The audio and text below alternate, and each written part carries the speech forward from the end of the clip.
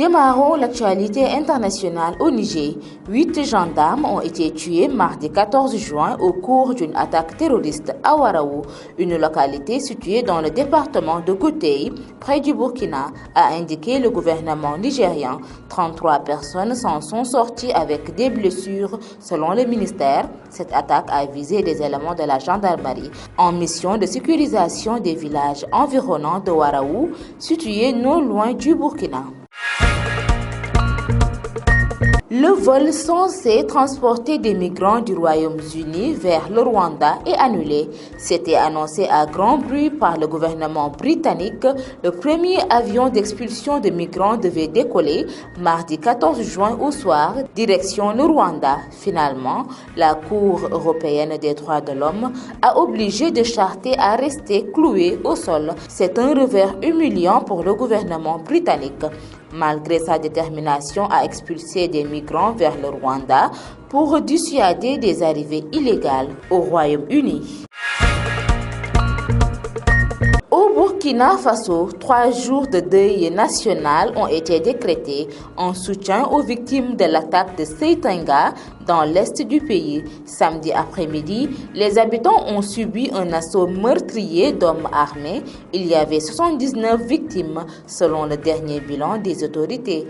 Mesdames et messieurs, c'en est tout pour l'actualité internationale.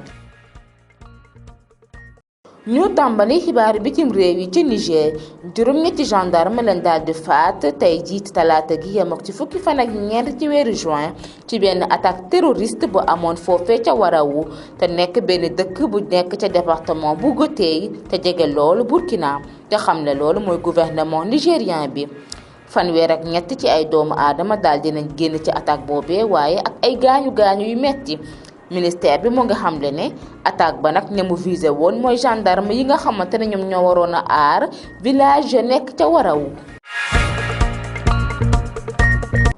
vol bi nga xamante ne moom moo waroon a jëli migrants yi nekk foofee te Royaume-Uni yóbbu leen ca Rwanda daal dinañ ko annulé.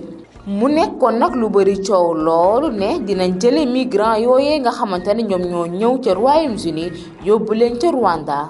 waaye ci mujjantal ba nag daal dinañ annulé vol boobee loolee nag mu nekk ab gàcce bu gouvernement britannique bi nga xamante ne dafa yàgg mbébét ngir jëlee migrants yi nga xamante ne ñoom ñoo fa nekkoon yóbbu leen ca Rwanda.